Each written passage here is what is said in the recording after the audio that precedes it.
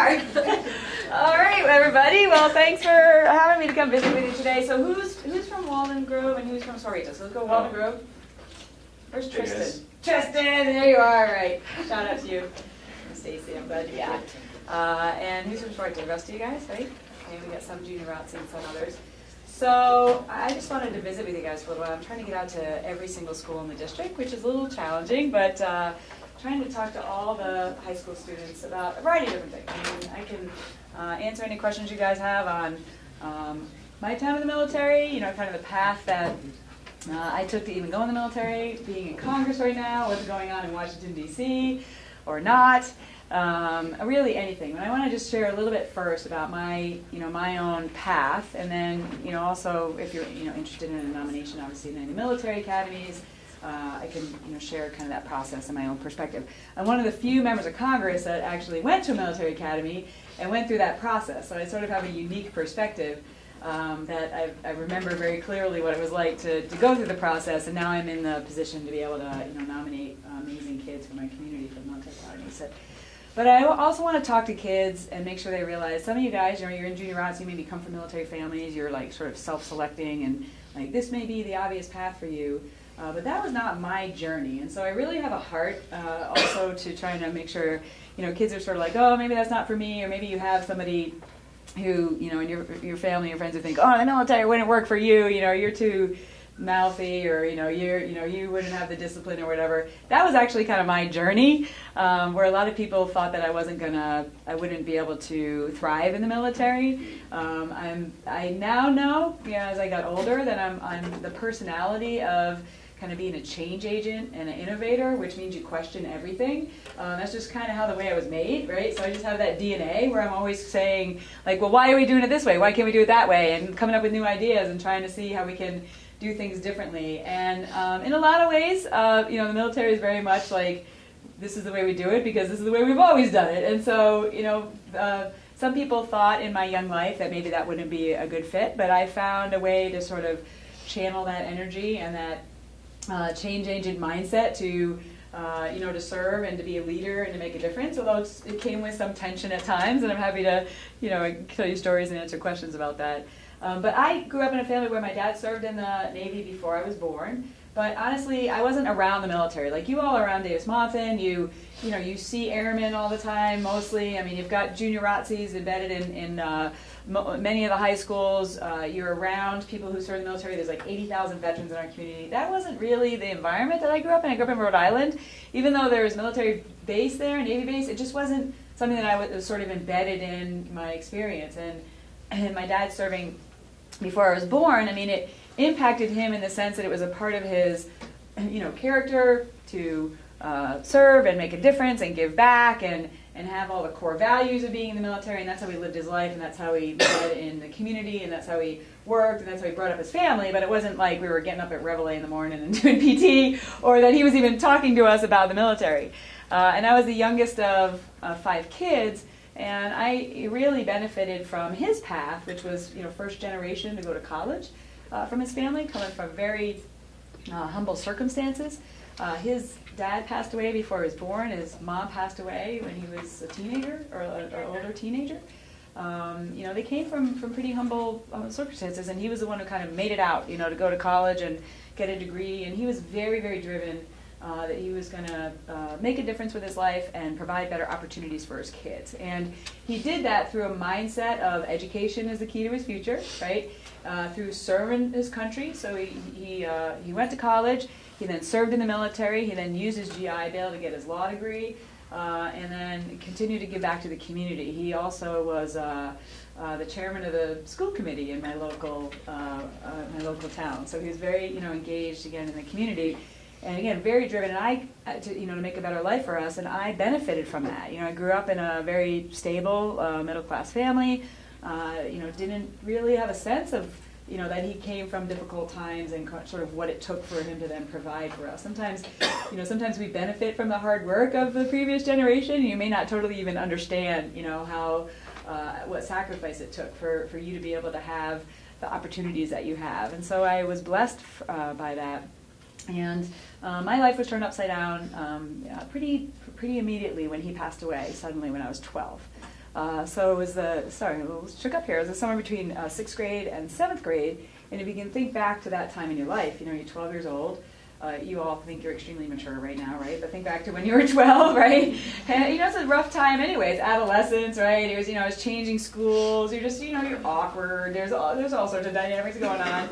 And all of a sudden my life just was really shaken by the fact that my dad was now no longer with us. He had a heart attack and was in the hospital overnight, and then he had another heart attack the next morning and passed away. And I did get to visit with him before he had that second heart attack. I didn't really understand the context of what was going on. He was stable. They really thought he was going to be fine.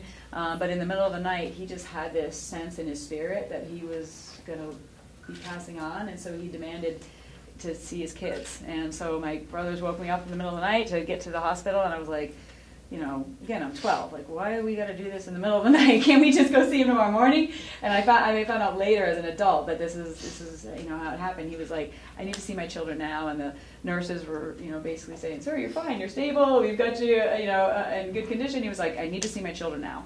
And so we visited with him, and it wasn't sort of like, I'm about to leave you, Martha, and this is it wasn't that at all. It was just I was visiting with my dad, right? Just like, think about the last time you spent time with someone in your family, right? And even though I was in the hospital, again, I didn't know what a heart attack was. I was 12, right? So I didn't even understand the context of it. And I was like, oh, he's going to be okay. We're gonna help out with his recovery. He's going to be around the house. And so we were just talking about school and swimming and the dog and just the mundane things of life that, think again about the last conversation maybe you had with someone in your family. It was probably about, you're going to be late for school, get out the door, just like the basic things of just living your life, right?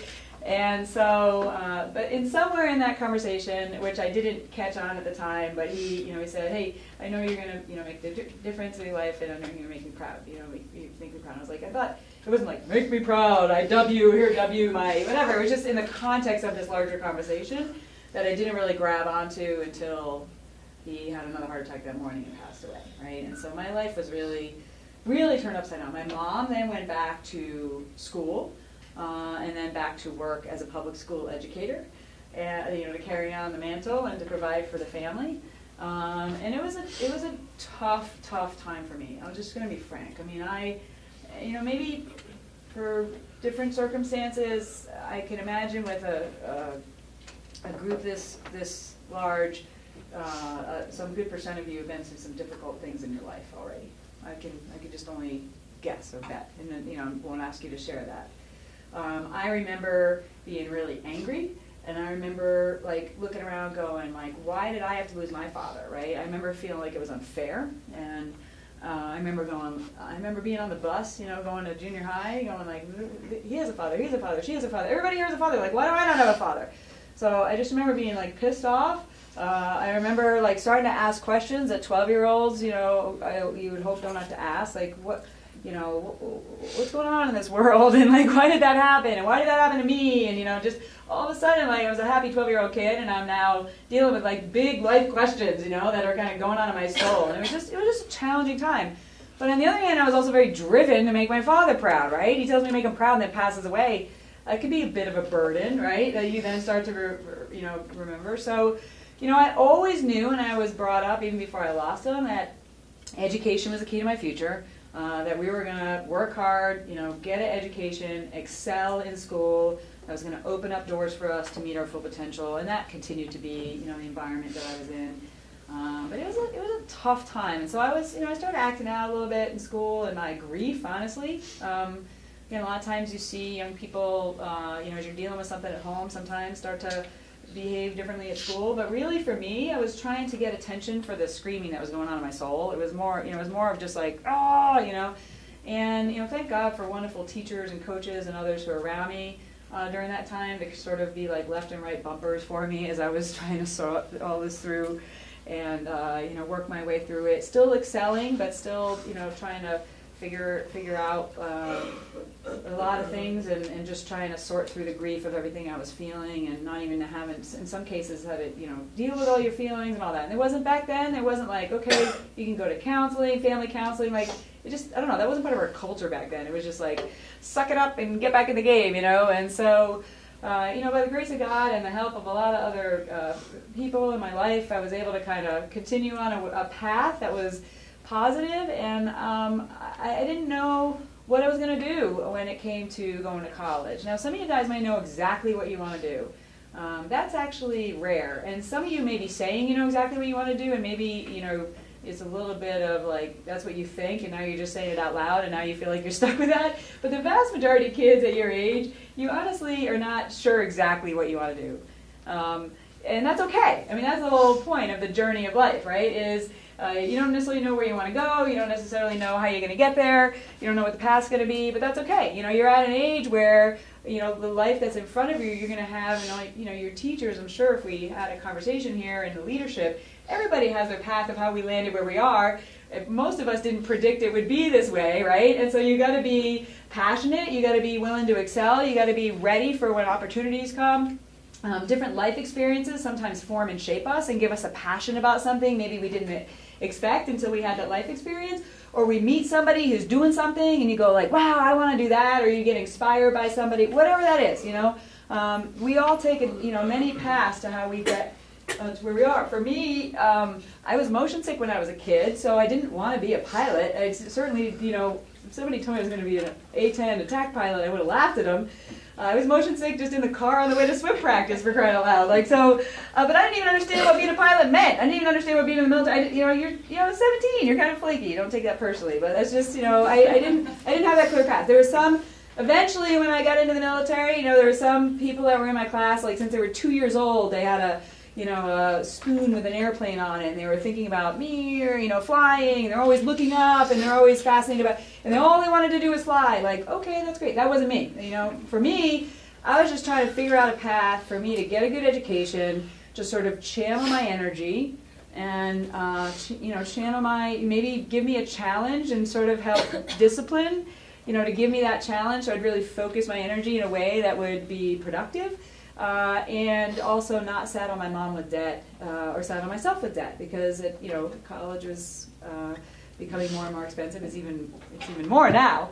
And so as I was trying to figure all that out, I really honestly stumbled into these things called the military academies. I didn't really know anything about them. I mean, I remember I just came home one day and I said, maybe I'm not going to go to college. Maybe I'm going to join the Army. I said it to my mom. And I didn't really even mean it. It was just like, have you ever just try and get a rise out of your parents just to try and tweak them, and again, not that that's a bad thing. It's a wonderful, honorable thing for you to join the Army. So I don't mean that as a negative thing. It was just one of those, like, I was just making stuff up, you're a teenager. And so, no kidding, my mom comes home a couple days later and she's got brochures to the different military academies. And it was basically like, I was excelling in school. I mean, I was very driven to excel with the life and the opportunities that I was given. So I had great grades. I had great SAT scores. I was very involved in sports, in leadership stuff. And so, like, my mom's talking to some of her friends, like, what do you think? She said maybe she's going to join the military. And like, well, if you're going to join the Army, why don't you go to West Point? It's a military academy,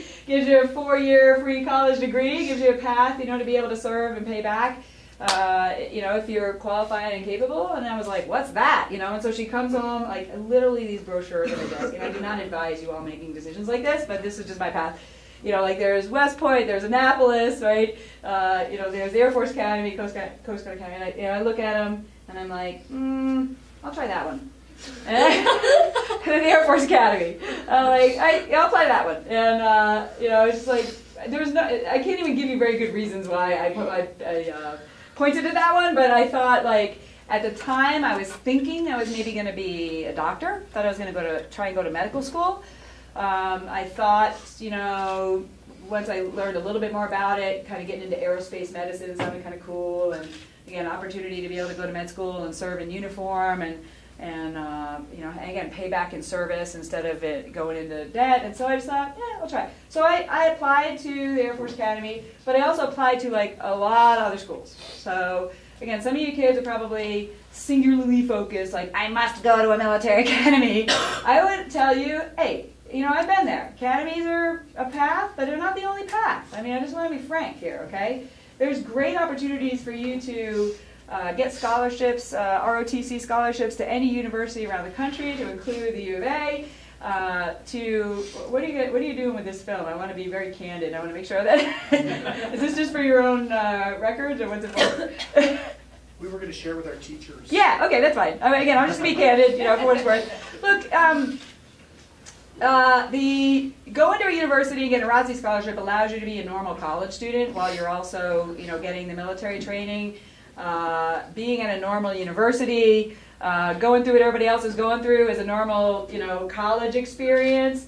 And you still graduate with, you get a scholarship for that, and you still graduate, you get the wonderful opportunity to serve as an officer in the military, and it's a great path, okay? The academies are their own, sort of very different experience. I mean, I joke about it that it's kind of like being in a minimum security prison for 4 years, right? I mean, it's essentially, you think about the challenge of, for those who are seniors, right? Who are our seniors here?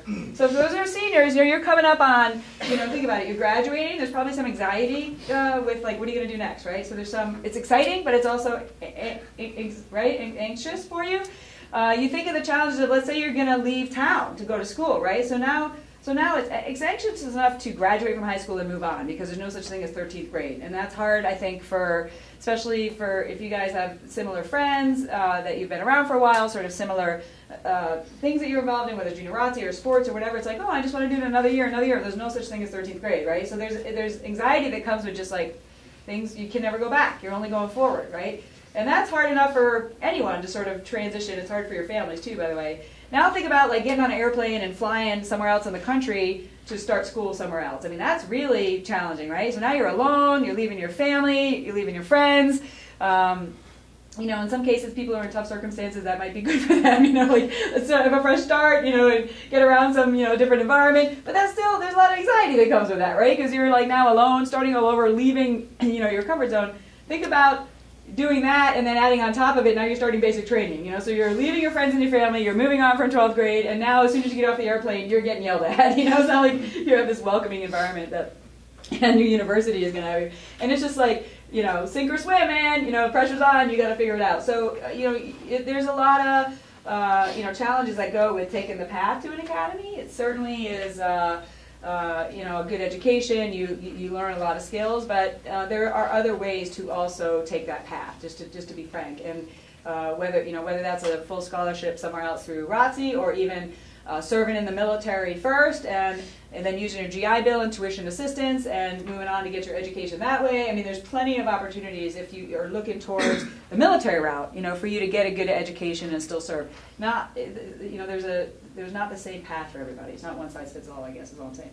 So, I mean, I went through the process to apply to a bunch of other colleges. I went through the interviews for the nomination for the academy. I had accepted, honestly, to go to Cornell by the time I finally got through my final medical clearances and stuff. It was less than 60 days from graduation, and I finally you just got into the Air Force Academy, and I was like, like maybe I should give it a try. And so I thought about it, I went out and visited it, and I just, I decided like, hey, this could be a way for me to, again, challenge myself, get a good education, serve, not settle my mom with debt, but I really honestly didn't know totally what I was getting into, and it wasn't until I got there that I discovered that it was against the law for women to be fighter pilots. I grew up in an environment where I was told I could be anything I wanted to be, and there were no restrictions on me as a girl. I didn't feel that or experience that at all in my young life, and it wasn't until I joined the military that I found out that there was a law in our country that just because I had ovaries, I couldn't fly fighter airplanes. And I was like, what? And I grew up with 3 older brothers. I was, used to fighting for my food, standing up for myself. I had an older sister too. But, being independent, holding my own weight, and now I'm going through the same training as everybody else. And just because I'm a girl, the airplane doesn't care whether you're a girl or a boy. Like, why can I not do this? And so I thought I was going to take this path to go to medical school, but it just pissed me off that they said girls can't do that. And so I just decided, well, that's exactly what I'm going to do, So, and again, that takes I go back to what I was telling you guys before, like that little bit of a sort of challenging spirit in me, a little bit of that, I know sort of rebellious probably isn't the right word, but I'm saying, like, just the challenging, questioning, like, don't tell me I can't do that. That part of kind of how I'm created was able to be channeled into this sort of like, I'm not going to let you say I can't do that. And, so I said, this is what, I'm going to be a fighter pilot. And And people were like, Martha, it's against the law. And I said, we live in America. Laws change. And I'm going to be in the right place at the right time if the law changes with the right dream in my heart and the right qualifications. I'm not going to let this dream die. You know, this is what I'm going to do. I didn't know the difference between a flap and an aileron. I knew nothing about aviation. So I just, you know, it just was more of a, don't tell me that girls can't do this. Don't tell me that I can't do this, and I'm going to prove you wrong. And that became like a singularly very deep focus of my path forward from that moment on. And so I realized through that path as well that me desiring to go to medical school was more tied to losing my dad than it was to my calling in life. And so I had to, as a young adult, have to sort of work through that and be sort of authentic enough with myself to identify, like, you know what, this was more about my grief and me trying to save other kids from having to go through what I went through. But that's not my calling, and that's not my gift or my skills, and I need to let that go. And I need to go into the journey that, you know, is my journey, not tied to my grief, right? And so, you know, being aware of that, I then pressed on, you know, to get my pilot qualification and everything that went with it. I won't bore you with all the challenges that I had and obstacles that I had. I wasn't even pilot qualified because I was a little bit too short. It took a very long time for us to make the case as to why my leg strength overcame my very small difference in leg length and cockpit fittings and paperwork and bureaucracy and not taking no from an answer, and eventually getting my pilot qual. But then in the midst of all that, somebody broke my hand. Again, I won't bore you with the details. So I gained my pilot qual for my height, but I lost it for my hand. And so I applied to go to graduate school. We were coming into the very last portion of our senior year, and I had withdrawn from all the other competitive career fields. And the commandant brought me in and said, you are like so singularly focused on pilot training, and you're probably not going to get your clearance before you graduate. And you have worked so hard. I was graduating, you know, as a distinguished graduate, not, you know, I think 25th in the class out of 1,000 people, you know, just high performing. But I had like tuned out all the other competitive career fields. And so, not that there's anything wrong with this career field, but he literally said to me, you're going to end up in a missile silo in North Dakota if you don't like open up your eyes and apply to graduate school, apply to the Rhodes Scholarship right now, because you have the credentials to do that. It could buy yourself some time for your pilot qual, you know, get a great education, get a free master's degree. And I remember saying, like, I don't want to go to 19th grade, you know. I mean, I'm tired of, you know, being a student. I want to move on. And he was just like, wake up, you know, like you have got to, you know, it's great that you're passionate, it's great that you're focused, but you don't lose your mind over this and end up where, you know, I was so myopic about my dream that I wasn't sort of seeing that maybe I needed to be a little flexible and buy myself some time. So I applied for a graduate scholarship through the Rhodes Scholarship. You know, already familiar with the Rhodes Scholarship? And, you know, again, my mindset, now I'm 22 or 21, is like, it'd be great to be a Rhodes Scholar, but I'm just trying to buy time to go to pilot training. You know, I got to get a master's degree so I can keep the dream alive, right? So I ended up being a finalist for that. They gave me a 2-year scholarship to go to Harvard to get a master's. Tremendous opportunity as a second lieutenant. That was my first assignment. And finally, through all that, 4 surgeries later, I got my pilot call back for my hand. You know, it's a little dorked up still. I was able to show that I, you know, got the strength and the dexterity and the function to be able to do it. And off I went to pilot training. And while I was in pilot training, Congress repealed the law restricting women from being fighter pilots. But the Pentagon still wouldn't change their policy. So I thought, I was graduating from pilot training, I thought I was going to be able to be a fighter pilot, and they said, no, Pentagon still won't change its policy. It's no longer against the law, but it's not policy. So I was like, oh my gosh. Okay, so I picked a job to be an instructor pilot for 3 years, because I thought, man, I think this is changing soon. And I'm still not going to let this dream die. And if I go off to fly cargo or tanker airplanes, they're never going to switch me over to fighter. But if I choose to be an instructor pilot, keep building my airmanship, keep blooming where I'm planting, keep excelling with what I'm at, keep, you know, getting more experience, it's going to give me an opportunity maybe if the door opens for me to be available to go. So you end up basically going back and teaching other, you know, people how to fly. It's, you know, usually about a 3-year assignment that you do before you then move on to another major weapon system. And I thought, all right, it was not a desirable thing for people to do, but I decided, like, this is what I'm going to do to keep the dream alive. So 1993, I get a phone call from a general saying we're about to change the policy. We've identified 7 women who earned a fighter out of pilot training since the change in the law. We've, you know, gone through additional vetting and making sure we were going to not buckle under the pressure, making sure we were, you know, near the top of our class, and calling all of our previous commanders to make sure, you know, because we were going to be the first. And the last call was to me. Are you interested in being a fighter pilot still? And I said, heck yeah, of course I am, right? So I came to Davis Monthan in the summer of 1994 to fly the A-10 Warthog. The A-10 was my first choice. I had a choice of any fighter aircraft. Because of my ranking in pilot training, I could have chose any F-15, F-16, F-15E, F-111, or A-10. I chose the A-10. And so when I took off from Davis-Monthan Air Force Base in my first A-10 flight, which was solo, there's no two-seaters, and there was no simulators back then. So I had no idea, I didn't know how it felt to fly this airplane. You go through 3 weeks of very intensive training, so you basically know how to build the airplane. You know everything about the hydraulics, the electrics, the engines, the procedures, the emergency procedures, you name it. And then you basically take off with an instructor on your wing, and you're solo. Okay? And I remember it like it was yesterday. So to almost the day, it was 10 years after I entered the Air Force Academy. So think about that for a second. So it wasn't an immediate path to meet my dream, right? I didn't have a chip on my shoulder because they weren't going to let me fly because I was a woman.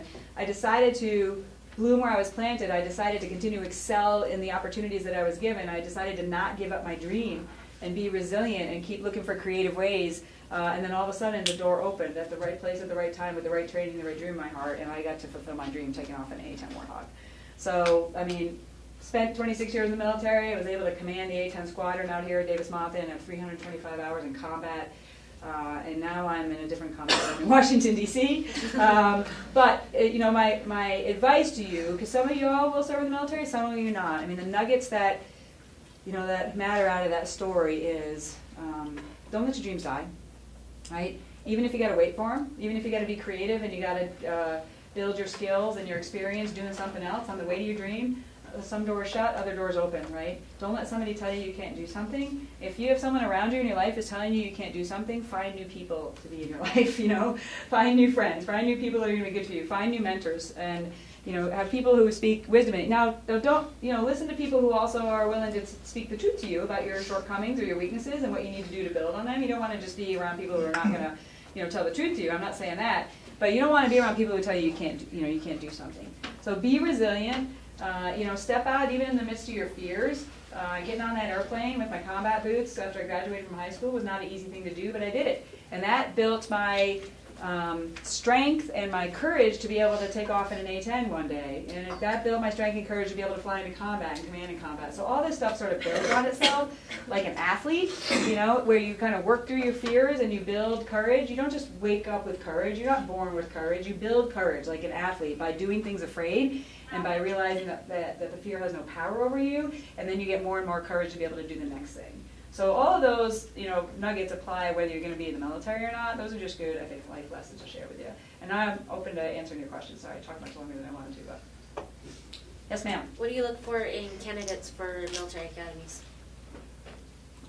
So if you want to go to the military academy, you have to get accepted by the academies, and you have to get the nomination from a congressional or a Senate office. We've got some pamphlets here. Yeah. And those applications are due to our office in November. November 3rd is the deadline. This year, okay. And so look, you're going to have to meet the criteria for SAT scores and GPA and all that kind of stuff. I have a board of people that go through the nominee applicants and interview those nominees. It's not me, okay?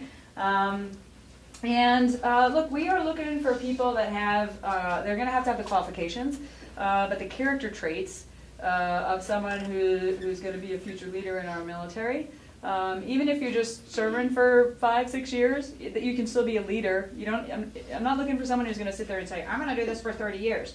Like, that's BS. Sorry.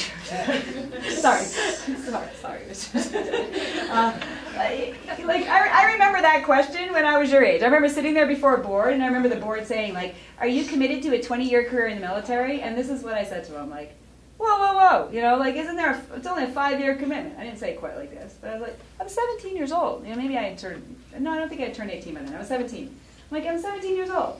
And the academies are 4 years. And then, you're saying you're asking me to commit for 20 years after 4 years. So you're asking me to commit right here and now to like the next 24 years of my life, which is far longer than I've even been on this planet. Isn't the commitment only 5? And so my view was with authenticity. I basically answered like, look, if you give me the nomination and if I decide to go, which it's a little bold, but if this is the path that I take, I'm going to do the best that I can. you know, and I'm going to do everything I can to excel and to grow and to, you know, and to graduate. That's your first goal, right? And then to serve my country to the best of my ability with all the skills that I have to offer.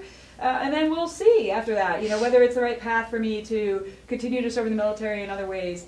We have amazing people that are business leaders and other leaders in our community that have a military background, and so we don't want to trap them in the military if the commitment's not 20 years, the commitment's 5 years, and then we can launch them on to do amazing things in our community. And so I just basically said, you know, I cannot, if anyone is sitting here telling you that they're going to, you know, commit to 24 years, they're just trying to tell you what they think you want to hear, right? But any normal 17-year-old isn't like, isn't going to honestly say that, right? And even if you do, a lot of people then end up on their path and they don't end up staying for that long, right? So I'm looking for people to be authentic. I'm looking for people to show up as themselves with all your strengths and weaknesses, with all the things you've learned in your life, and to be fully transparent and fully authentic. Because honestly, you're not going to make it through day one in a military academy unless you know who you are, you know what you're made of, you know your strengths and your weaknesses, you're willing to accept them, you're willing to ask for help, you're willing to work with a team, right? And you're going to somehow get through that and grow and learn in a place of humility, in a place of service, in a place of honor,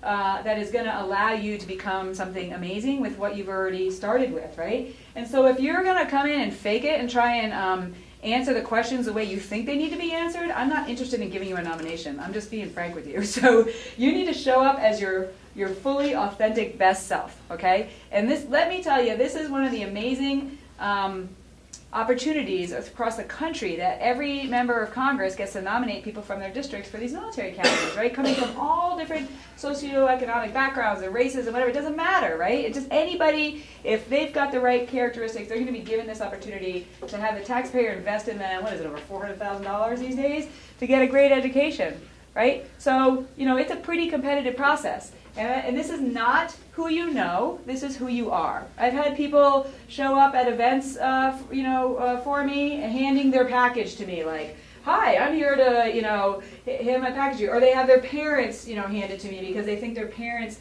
know someone who knows me. Don't do that, please. Go through the process and get it to my office. This isn't about if you know somebody who knows someone who knows Martha McSally. This isn't nepotism, okay? You guys know what nepotism means? You know, this isn't about who you know. This is about who you are. This is a merit-based, meritocratic process, and we will choose the best men and women, men and women for the nomination. So do all the things you're doing now. Be active in school and leadership and sports and have good grades and all that. All that's kind of a given. Everybody who shows up and comes through the door sort of has those criteria, and then it's a matter of really looking for those deeper, character traits that are really going to make somebody succeed and be a leader in our military. Yes? How did you make the transition from a pilot to Congress? So I retired from the Air Force in 2010, and I was actually serving overseas at the time. And then I was serving as a professor of national security studies at a place called the George C. Marshall Center over in Europe. And we were, the Marshall Center was stood up after the Soviet Union collapsed. And the intent was to sort of teach, mentor, build relationships with a lot of senior military leaders, and not just military, but diplomats, people sort of involved in national security and international security in all of these countries. Invest in them and build relationships with them so that we could, continue to help the path of those countries towards more stable, sort of democratic approach versus what they were used to under the Soviet Union. And it branched out to also have students from Africa and Asia and other countries as well. And so I was doing that for about a year and a half. I had worked for Senator Kyle as a legislative fellow when I was in the Air Force. So as a full assignment, as a major, on duty, I went with civilian clothes every day in Washington, D.C., and I was on Senator Kyle's staff and got to be on his defense national security team. And so that experience built my faith in politicians, to be honest with you. I had a view, like probably many people do, that politicians are not very hardworking or of the best character or the highest intellect. I'm trying to choose my words wisely here, just because people generally have a negative view of politicians, right? I think our approval rating right now is like 8 or 9%, which is down to like family and paid staff. But I had like a similar sort of but working for Senator Kyle, here was this really brilliant man who is very hardworking and a very good character. You may not have agreed with him, but man, he was so well respected. And I got to be sort of in his inner team and watch this person, I mean, working, 16 hours a day, flying back and forth to Arizona, as we were talking about on the way here, and really the grind of the responsibilities, of people in those positions. And it built my faith that, a public official like him and many like him around him were really committed to make a difference and making a difference. So that kind of planted the seed, although I've never been like politically active, except for voting. I mean, everybody should vote as part of our civic responsibility. But in the military, my job was to protect our rights and freedoms and be active in that way, right? And so it wasn't like I was involved in campaigns or politics. There's actually restrictions in the military about the limits of what you can do. And so I had no idea how that whole process worked. But I just started to feel this call to duty inside me as I was yelling at the television about what is going on in Washington, D.C. This is after I retired. I was like, what is the matter with these people? Can't they just figure it out? Why can't they just get their act together and get some things done? And it's part of our culture in the military. You've all experienced probably some of this in NJROTC, that you don't complain about something unless you're willing to do something about it, right? You got to have a solution, right? And so you don't walk by a problem. And so I was starting to feel that, well, if I'm going to complain about what I see going on in our country and in D.C., what am I willing to do about it? Look yourself in the mirror. What are you going to do? And so I started to feel this sort of churning inside me that maybe I had more to offer and maybe I needed to step up and serve in another way by, maybe running for something. And I struggled with it, I'll be honest with you. I'd already served 26 years. I'd already had great sacrifice in my life with all that comes with being in the military for serving. And so, I just struggled with is this really the next calling for me and all that's going to entail, in order to get there and be effective. But it wouldn't go away. I just if you ever feel this churning inside you that you're drawn to do something and you try to lie down, that feeling goes away and it doesn't go away, I'd encourage you, don't ignore it. There's something maybe, whether you're a person of faith or whether you're, whatever that is, that there's something maybe nudging you or urging you, like this is the direction you need to go. You should pay attention to that, right?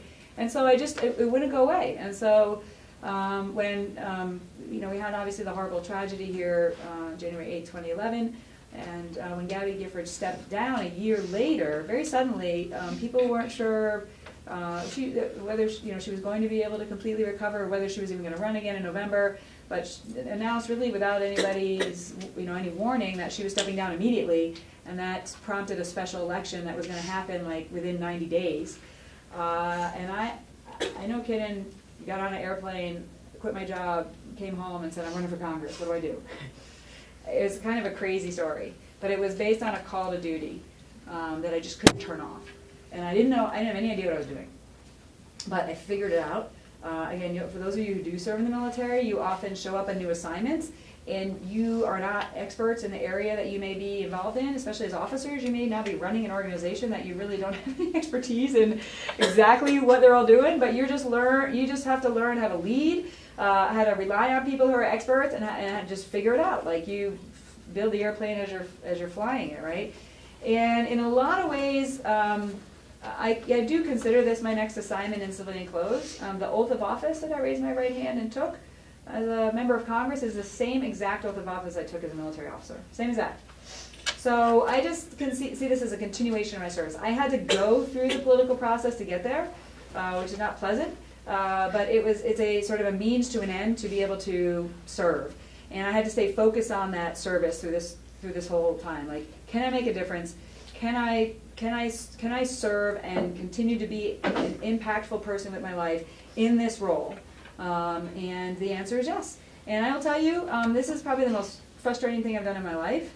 But it's also the most important, which those come together. Okay, and I still, even on the most frustrating days, which are many, I would still rather be there than be yelling at the television. I'd rather be sort of in the room and at the table and be able to advocate for common sense and advocate for my district and advocate for solutions than be wondering what are those people doing, right? So I still would rather be there. And I still, having lost my dad at such a young age, I look through the lens of life as this could be the last 2 years of my life. Is this the best way for me to live them? And I don't mean that in a morbid way or in a freak out, fearful way. I just mean kind of seize the day, make every day matter, do something purposeful and useful with your time, make an impact right now, because we make a lot of plans for the future, but sometimes the future doesn't come. And again, I don't mean that as something that's like, out of balance, but it's just the reality of like, hey, I'm always asking the question, like, is this the best way with all my experience in life for me to be able to make a difference right now? And the answer right now is yes, it is.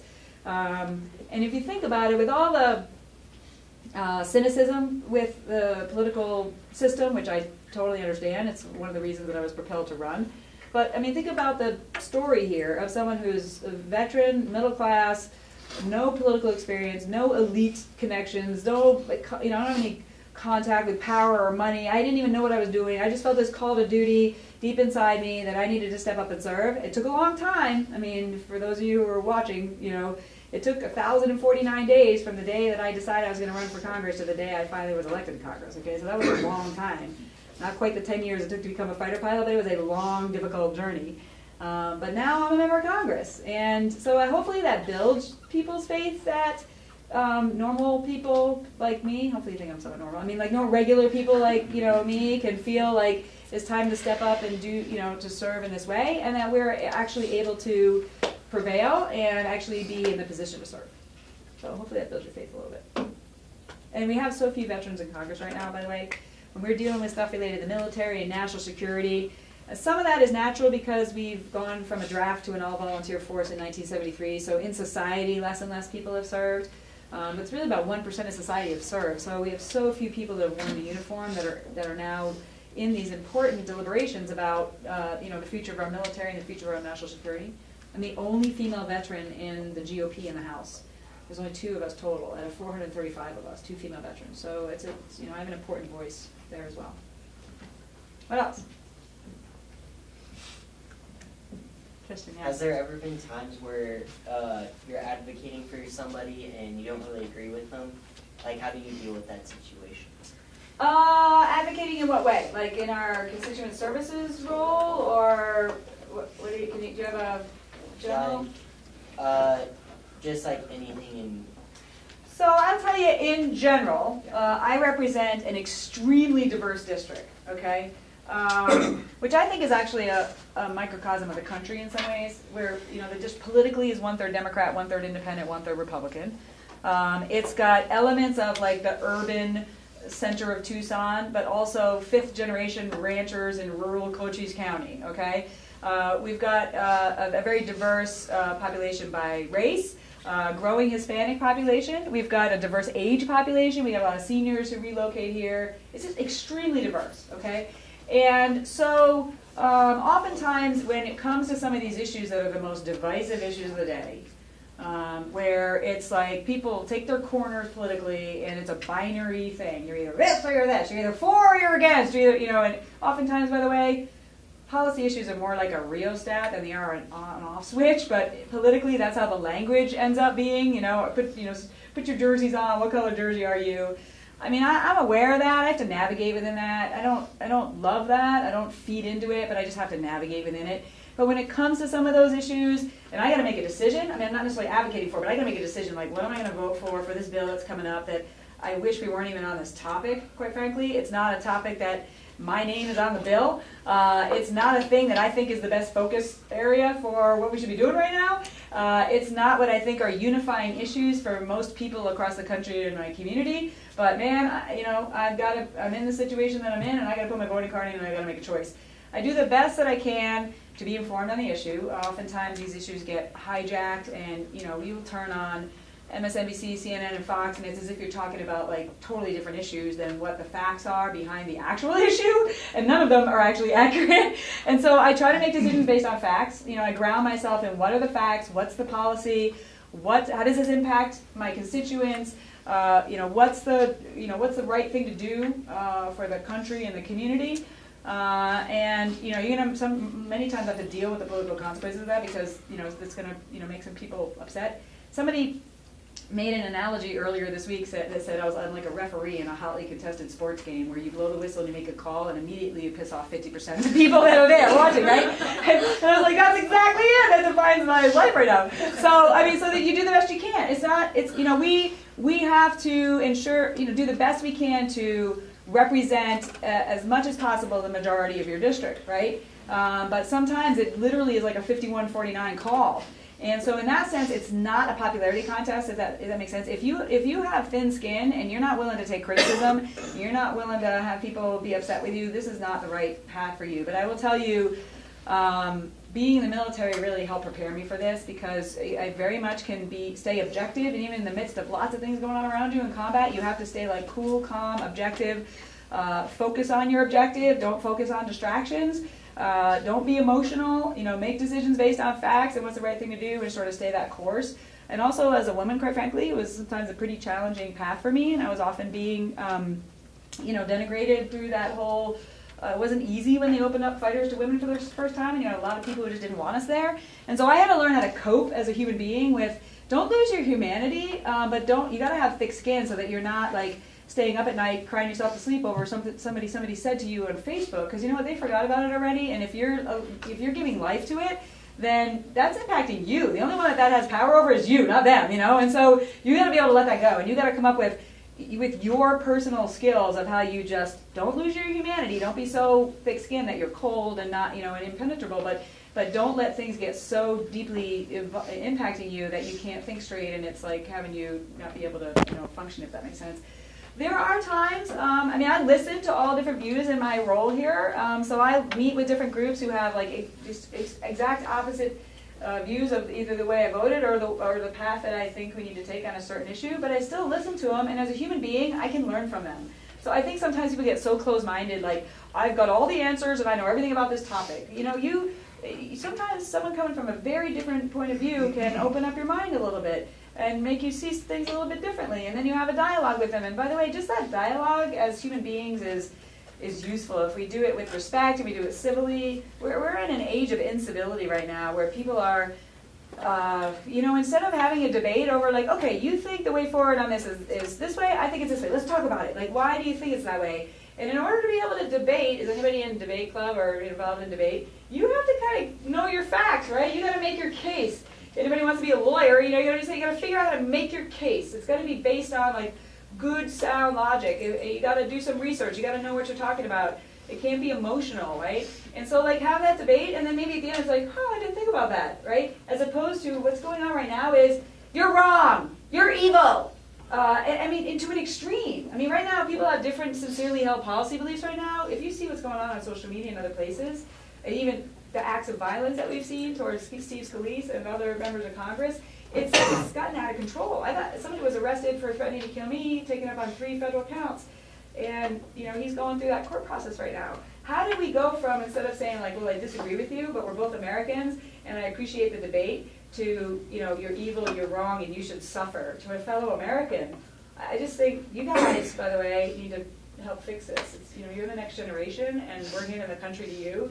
And we need to stop this trend. It's pretty toxic. So I do the best I can. Yes? What are some of the travel opportunities the Air Force has afforded? Whoa, wow. So, any of the military services are going to potentially provide the opportunity for you to see the world. Although there's always the chance, you have people who join join the Air Force from Tucson and their first assignment is Davis-Monthan, right? So, that could happen. I've heard stories like that where people are like, hey, I'm just going up to, going to get out of my little town in, Del Rio, Texas, and then the first assignment is Laughlin Air Force Base in Del Rio, Texas. So you can't totally control that. But think about, when I was even a cadet at the Air Force Academy, I was on the swim team, so we were actually traveling around in sometimes the country for different swim meets, and I had never been to any of these states. I was like, wow, we're in California, wow, we're in Nevada, that was just like such an amazing thing for me. I then got the opportunity between my junior and senior year. You're randomly selected to go visit and sort of shadow different missions at a particular Air Force base in the summer, and you're randomly selected. So some people went on a bus trip up to F.E. Warren Air Force Base in Wyoming, right up the road from the Air Force Academy. I got selected to go to Torrejon, Spain, in Madrid. so I was just totally pick out of a hat, and I was like, yeah. So here I am, like, wow, it's like this opportunity to be over there again. You get to see the missions that were happening there, but now you're in Torrejon, Spain. So it was pretty cool for a couple weeks. I have 6 deployments to the Middle East and Afghanistan. So I wouldn't encourage anyone to book a vacation to any of those places that I've been to.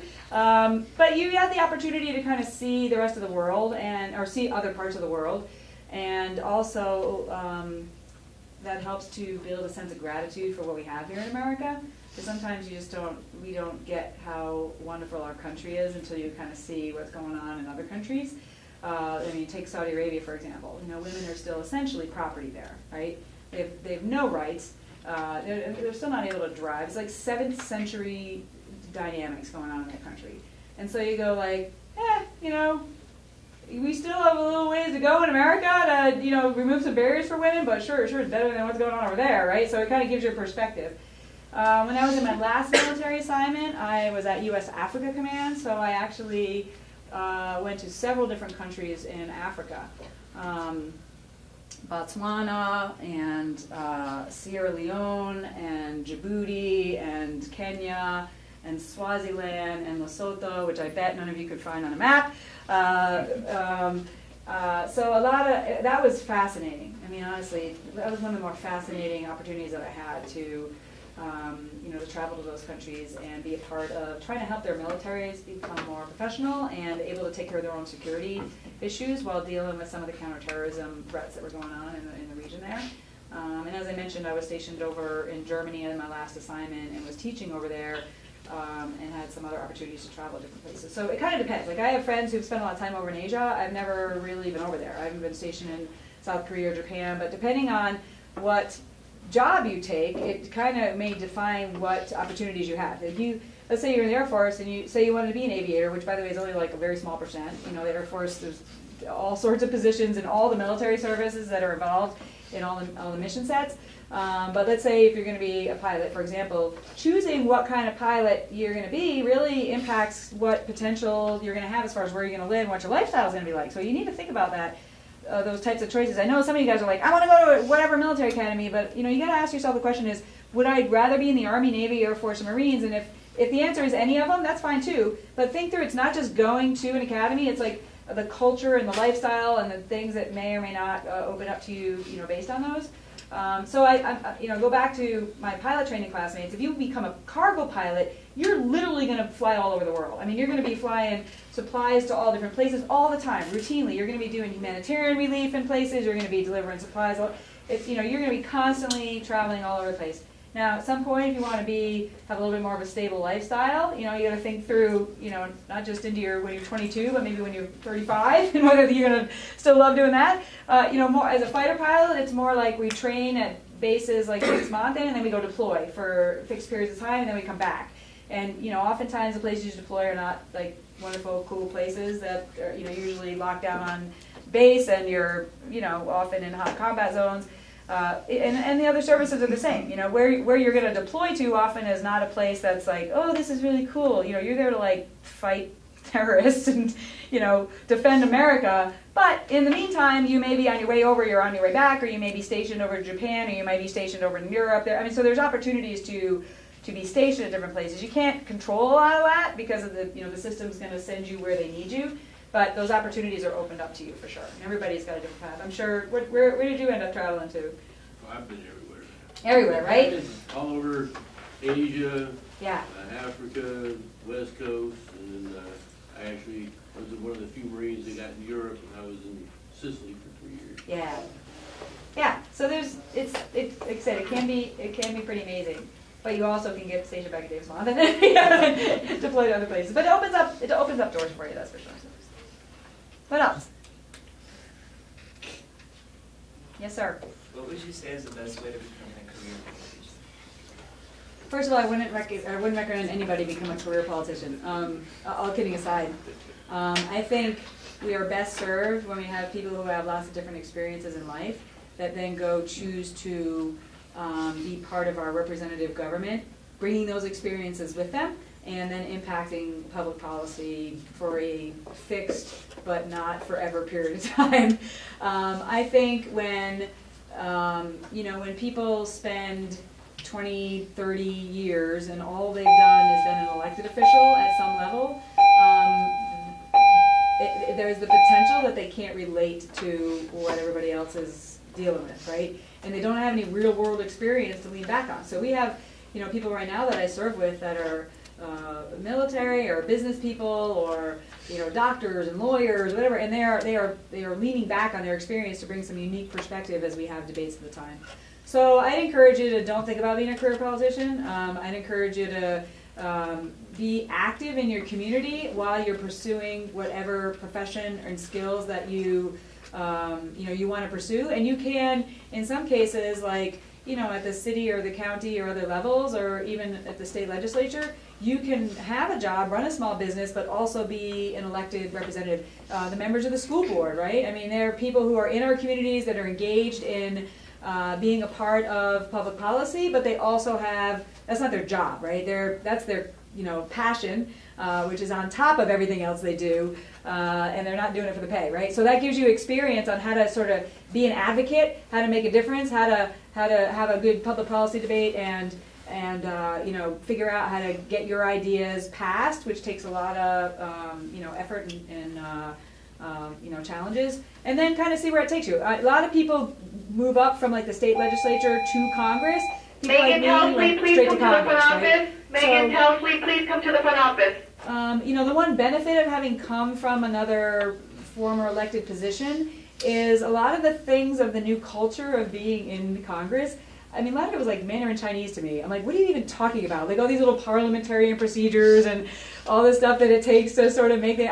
It literally was very foreign to me. People that came from the state legislature had more familiarity to kind of generally how that works, but it's not rocket science. I was able to kind of figure it out, in a well enough time. So I would just say follow your passion and get engaged where it makes the most sense.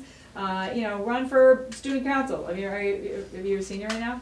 No, indeed. All right. Well, other opportunities. You guys have like student council here or whatever. So you want to see what it's like to campaign. Win people's votes over or whatever. To try and gain some of that experience. And then see what opportunities and what passions come up. And you're never going to know. You can't plan away everything because sometimes just, circumstances open up and you may feel a call to duty like me. There were people who planned to run for Congress for this seat for 10 years, and then all of a sudden their plan was coming to fruition. I just parachuted in and like, hey, I run for Congress, and now here I am. So, it's good to plan to some degree. Senator Kyle and I have talked about this a lot, because he's a bit of a mentor to me. He comes from being a lawyer, and we laugh about it all the time. He takes the lawyerly approach to everything, where he like plans things out, and where the comma is in the sentence changes the meaning of the law. Like it's very sort of orderly, and that was his path to figure out. Like he wanted to be in Congress one day, and so he sort of planned out how he was involved locally, how he was involved in the party, how he was involved with people in the community, and then the opportunity opened up. That wasn't my path. My path was like, I feel a call to duty, I get on an airplane, I quit my job, I'm running for Congress. So you got to figure out what your path may be. You can come intern in our office if you want and see what it's like to actually be in Congress. We have opportunities for that, and see what we do on a daily basis to serve the people in our community, and just try and open up your understanding of what all that is, so you're ready if an opportunity comes. One more question? All right, no pressure. Best question. Save the best question for last. Come on. Nobody has a question? All right. Well, last opportunity. If you had it your way, what would your path to lessen political hostility be? So I can only do my part, and I do everything I can every single day to do my part. If you heard the question, what do we do to lessen political hostility? But we're all responsible for our own behavior, number one.